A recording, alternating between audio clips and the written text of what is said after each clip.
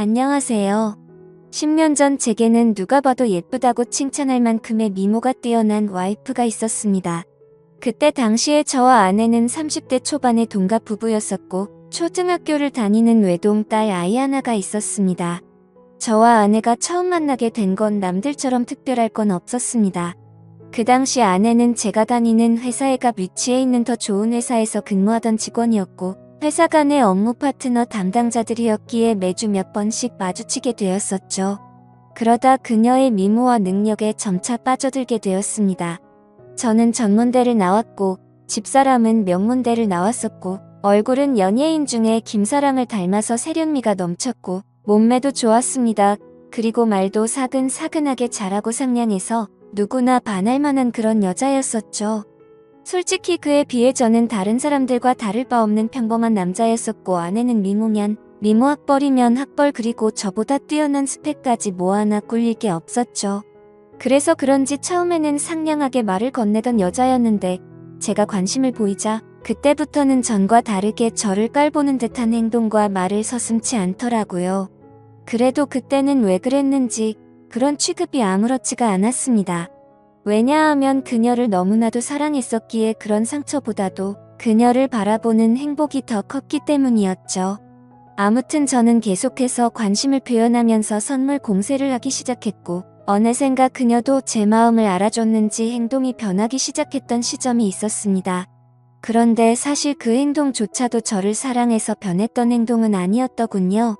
왜냐하면 훗날 결혼하고 나서 술을 마시다 아내가 제게 그때 있었던 사실을 술김에 말해줬기 때문입니다. 아내는 그때 당시에 같은 회사의 직원과 비밀 사내 연애를 하고 있었답니다. 그런데 갑자기 아내는 이별을 통보받았고 그 복수심에 저와 알콩달콩한 모습을 보이고 싶어서 그랬었다더군요. 그렇다면 제게 하는 행동을 그 자리에서 같이 볼 수 있었던 사람이었을 테고 누군지 짐작은 갔었습니다. 그때 같이 회의를 하던 사람은 아내의 팀장인 유부남과 여직원 1명, 그리고 남자 후배가 1명이 있었죠. 그래서 저는 당연히 후배 남자라고 생각을 했었는데 지금 생각해보니 그게 아니었던 것 같기도 합니다.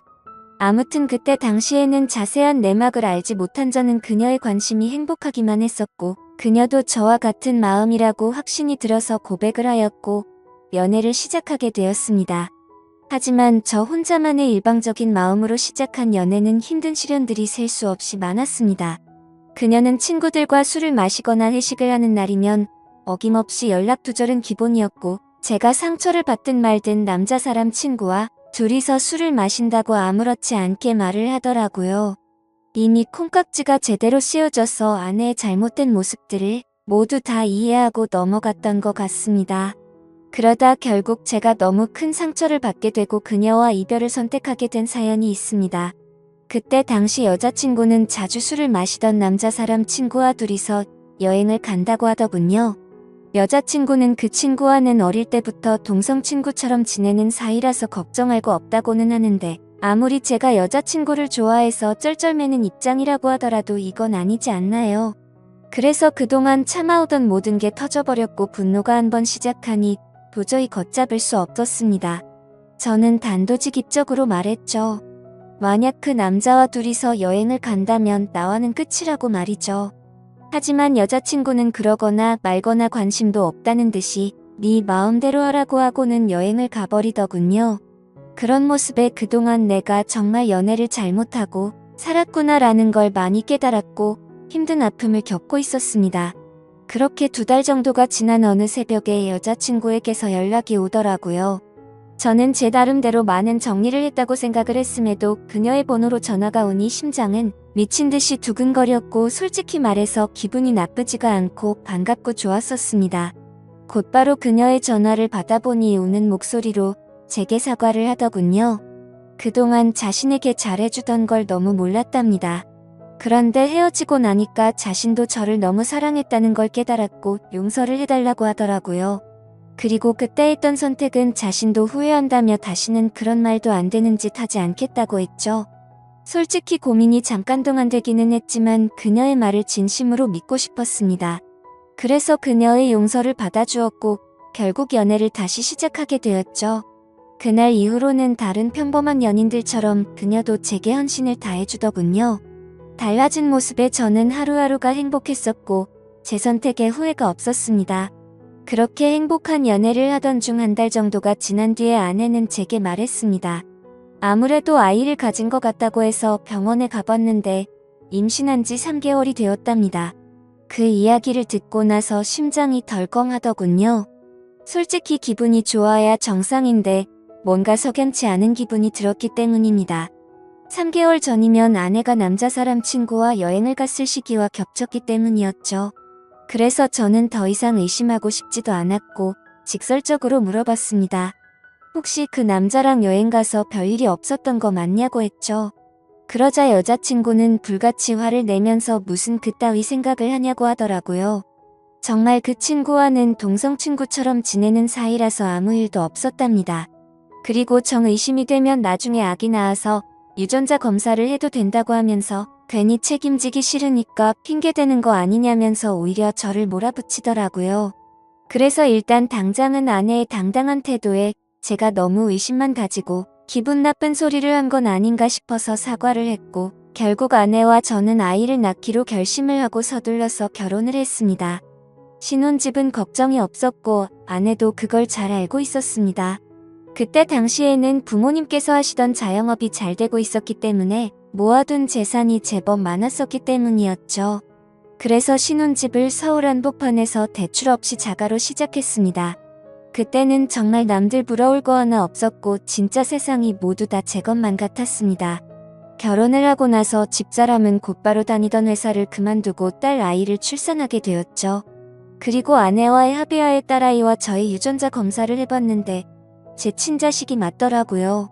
그래서 아내를 의심한 게 미안한 마음이 커서 그날 이후로 아내를 공주님처럼 모시면서 지내게 되었고 12년 동안 저희 부부는 남들 부럽지 않게 평범하고 행복하게 잘 지내고 살았습니다. 물론 그 생각은 지금 다시 생각해보면 저 혼자만의 착각이었던 것 같지만요. 아내가 연예인처럼 예쁘고 날씬하고 동네 주민들 누구에게나 상냥했었는데 이런 성격들이 어쩌면 다 불행의 시초였던 것 같습니다. 그때는 착하고 상냥한 성격이 마냥 좋다고 생각했는데 믿는 도끼에 발등 찍힌다는 말이 절실하게 생각나더군요. 아무튼 어느 날 옆집에 유명 배우처럼 생긴 데다가 근육질 몸매에 얼굴도 잘생긴 30대 정도의 이혼남이 이사를 오게 되었습니다. 아마도 그 시기부터 뭔가 모르게 평화로웠던 제 삶이 엉망진창으로 뒤엉켰던 것 같네요. 그 사람이 이사를 오고부터 복도에 담배 냄새가 많이 났었고 담배꽁초가 많이 버려져 있었습니다. 그걸 참다 못한 집사람이 그놈에게 주의를 준다고 하면서 말을 섞더니 그 남자에 대해서 나쁜 사람이 아니었다며 저보고도 오고 가며 친하게 지내라고 하더라고요. 솔직히 그때는 그냥 그런가 보다 정도였습니다.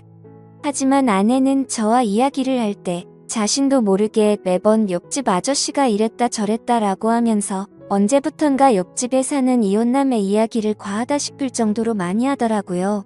그래서 제가 회사에 출근을 하고 나서 저렇게 많이 이야기를 나누는 건가 싶었습니다. 그렇다고 괜히 예전처럼 또다시 의심을 할 수도 없는 노릇이었고 혹시라도 찌질하게 보일까 봐서 일체의 잔소리를 삼가했습니다.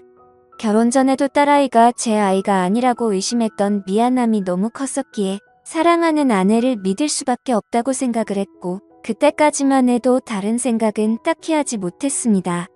하지만 날이 가면 갈수록 아내의 행동에서도 많은 부분들이 달라지는 게 느껴지기 시작했죠. 언제부터인가 제가 퇴근을 하고 집에 들어오면 집사람이 집안에서도 화장을 진하게 하고 있다던지 평소와는 다르게 집에서 입는 반바지나 치마가 과하다 싶을 정도로 많이 짧아졌습니다. 제가 고지식해서 하는 생각이 아니라 그냥 누가 봐도 민망하다 싶을 정도로 너무 많이 드러냈었죠. 오죽하면 근처 슈퍼에 가서 담배를 사고 있을 때 슈퍼 아주머니가 그러더군요. 아이 엄마가 너무 노출이 심하다면서 요즘 동네 아줌마들 사이에서도 말들이 많다고 하더라고요. 하지만 과거에도 아내의 미모를 시기 질투해서 가끔 그런 이야기들이 오고 간 적이 있어서 대수롭지 않게 생각했고 집에서만 지내다 보니 아내가 많이 외로워졌나? 라는 생각까지 들더라고요.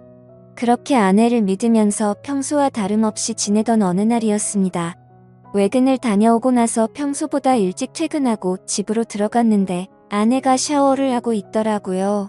그래서 아무 생각 없이 옷을 갈아입고 안방에서 TV를 보면서 쉬고 있으니 아내가 욕실에서 나오더군요. 그런데 생전 처음으로 보는 민망한 속옷 차림으로 나오더니 아내도 약간 놀라는 듯한 눈치였습니다. 아내는 오늘 무슨 일로 일찍 들어왔냐고 하면서 놀라는데 오늘 외근 갔다가 일찍 들어왔다고 말했고 처음 보는 속옷이라고 하니까 기분 전환 겸 샀다고 하더라고요. 그래서 그냥 그런가 보다 생각은 했지만 도저히 주부의 속옷으로 보기는 힘들었습니다. 그냥 기분이 찜찜했지만 그러려니 했고 일찍 마친 김에 같이 장이나 보러 가자고 하고서 아내와 같이 외출을 하게 되었죠. 그렇게 엘리베이터를 기다리고 있는데 옆집에 사는 이혼남도 때마침 문을 벌컥 열고 나오더군요. 그런데 약간 흠칫하는 듯한 모습이 이상하게 생각되었고 같이 엘리베이터를 탔는데도 뭔가 알 수 없는 묘한 기류가 느껴졌습니다.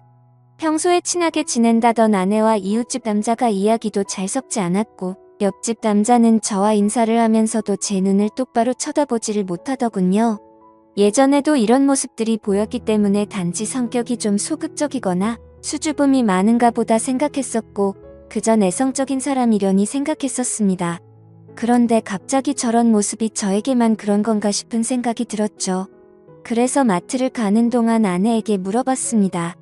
옆집 남자랑 친하다면서 왜 어색하게 인사하냐고 했더니 몇 번 마주쳤는데 보면 볼수록 사람이 착하기는 한데 뭔가 어두운 느낌에 멀리했다고 하더군요. 그러면서 아파트 반상회에서도 아주머니들 사이에서 말이 많았다며 말을 이어갔습니다. 옆집 남자가 원래는 성격도 밝고 착한 사람이었는데 전 부인이 바람을 펴서 이혼을 하고 성격이 많이 변했답니다. 그래서 옆에서 지켜보면 매일같이 술만 마셔대고 담배도 엄청나게 많이 핀다고 하더라고요. 그 말을 듣고부터는 그날 이후로 옆집 남자에 대한 궁금증이 더 생겨나서 유심히 지켜보기 시작했습니다.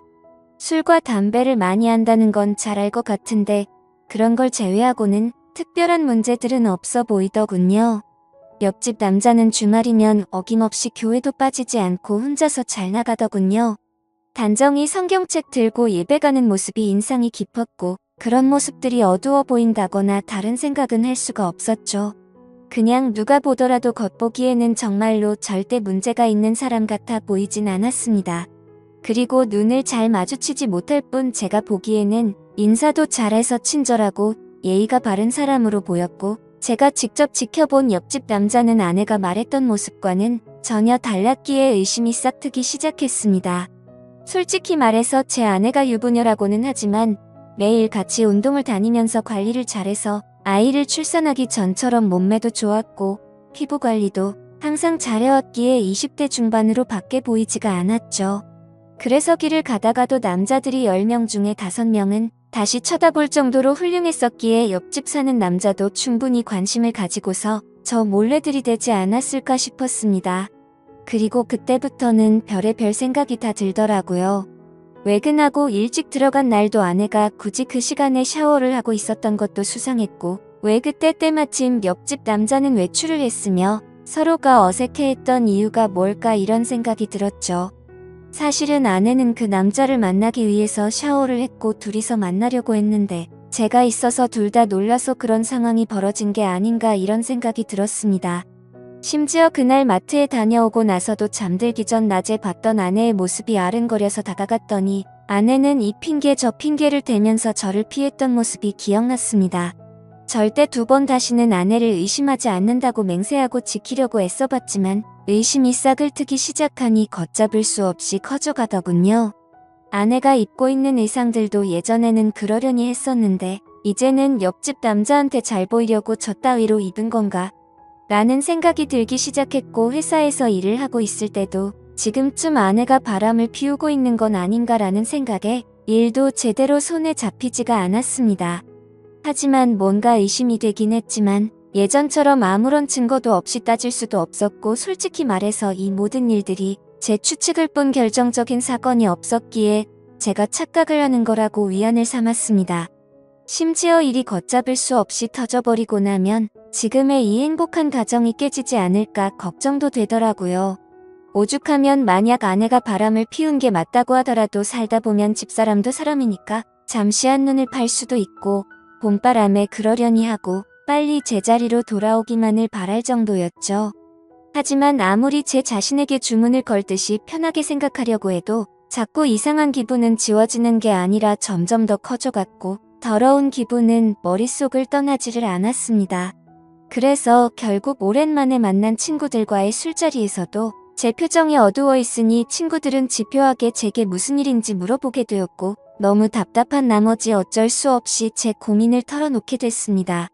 그랬더니 친구들은 한참 동안 고민을 하더니 한 친구가 솔깃한 방법을 제안해 주었습니다. 집안 천장에 작은 소형 카메라를 설치하는 게 어떻겠냐고 권하더군요. 이렇게 백날 첫날 고민하고 또 고민해봤자 의심은 더 커질 거라며 차라리 제 생각이 맞든 아니든 하루라도 빨리 아는 게 저와 딸아이를 위한 거라고 하더라고요. 그 말을 듣고 보니 저도 같은 생각이었습니다.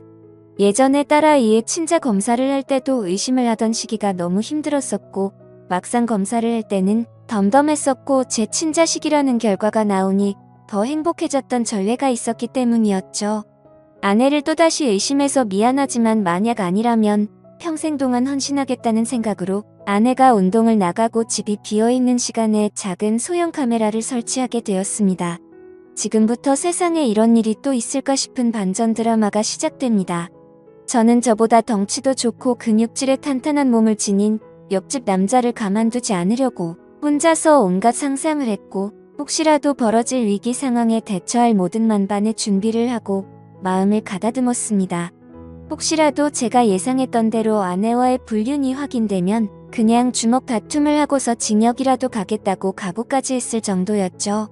그렇게 저는 떨리는 마음을 진정시키면서 며칠 동안 매일 녹화된 비디오를 들어보았습니다.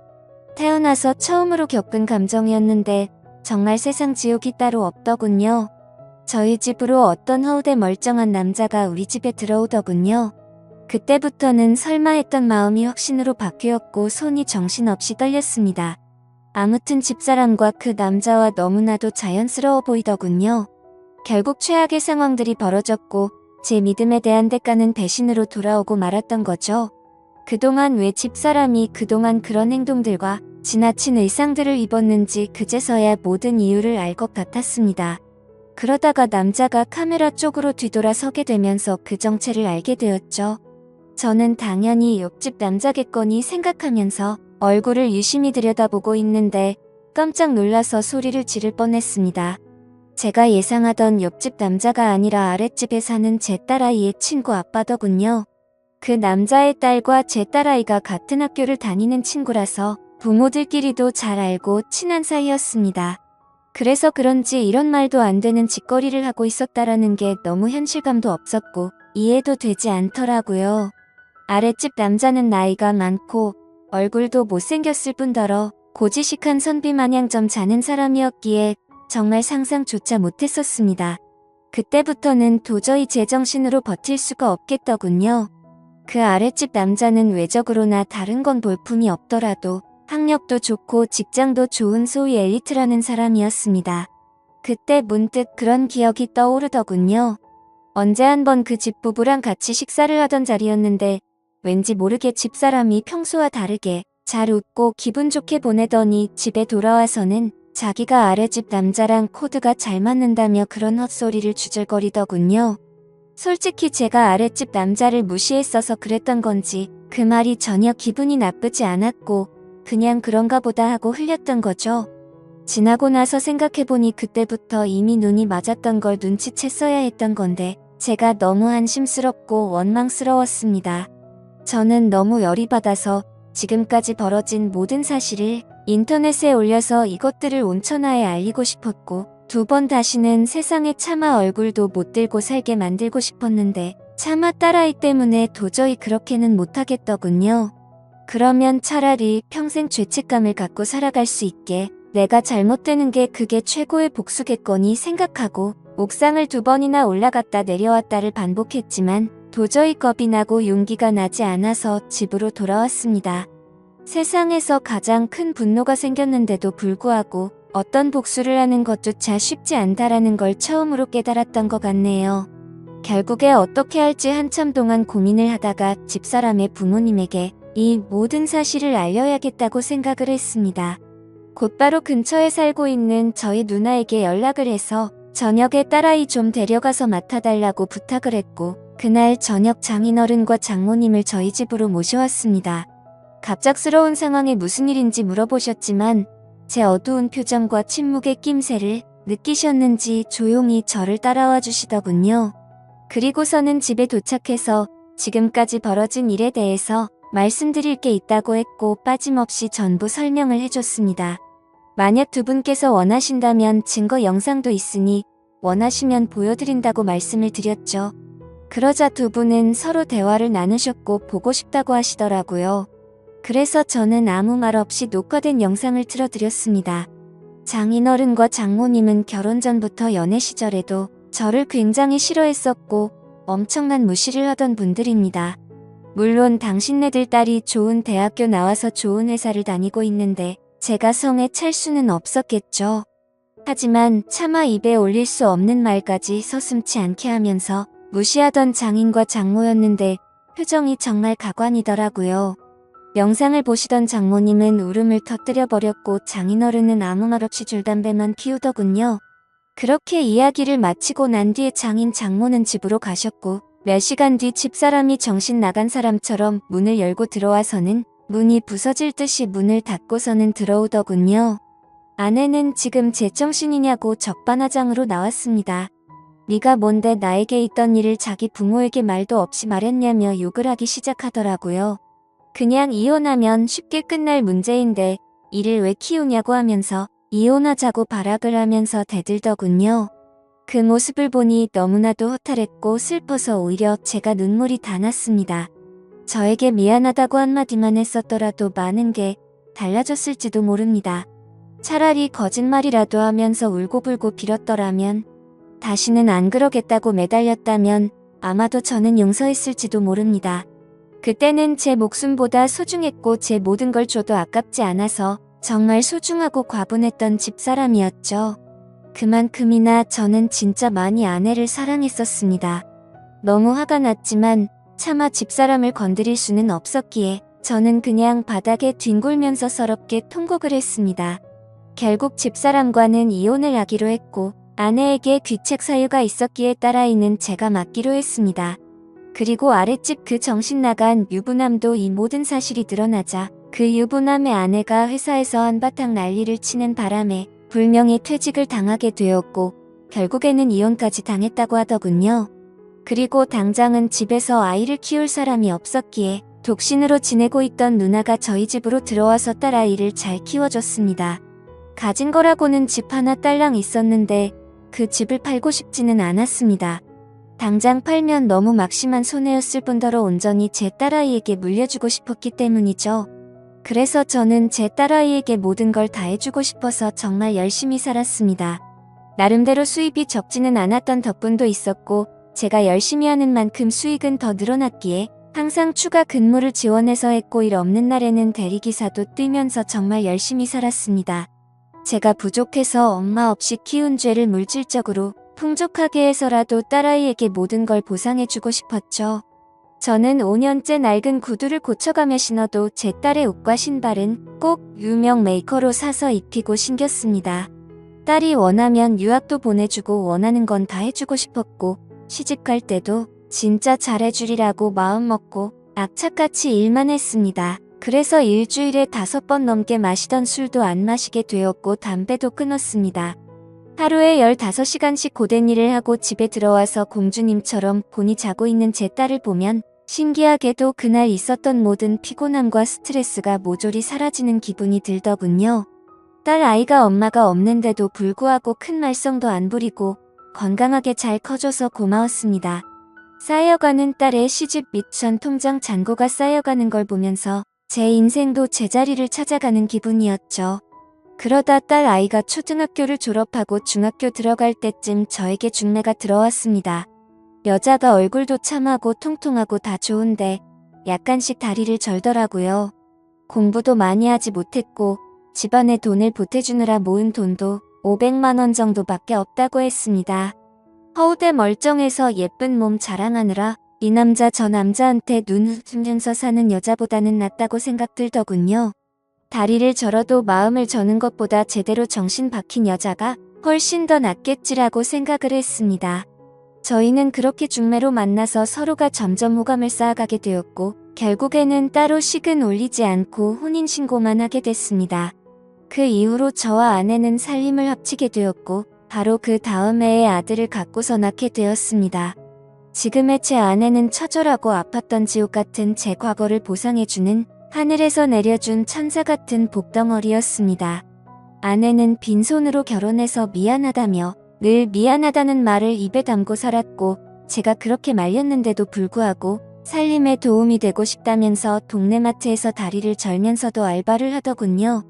예전 집사람은 지방에서 연하남과 살림을 차렸다고 하던데 철이 없는 남자를 만났는지 형편이 말도 안 되게 어렵다고 하더라고요. 그래서 가족들한테 돈을 엄청나게 빌린 뒤로는 가족들에게조차 도통 연락이 없다고 하더군요. 뭐 그러던지 말던지 저는 제 인생을 살려고 합니다. 이젠 저는 두 아이들을 위해서 그리고 지금의 아내를 위해서 더욱더 열심히 살 겁니다. 어제 성과금이 들어왔습니다. 오늘은 저녁에 아내가 좋아하는 소고기에 소주나 한 잔 마시면서 하루를 정리하려 합니다. 지금까지 제 사연을 읽어주셔서 감사합니다.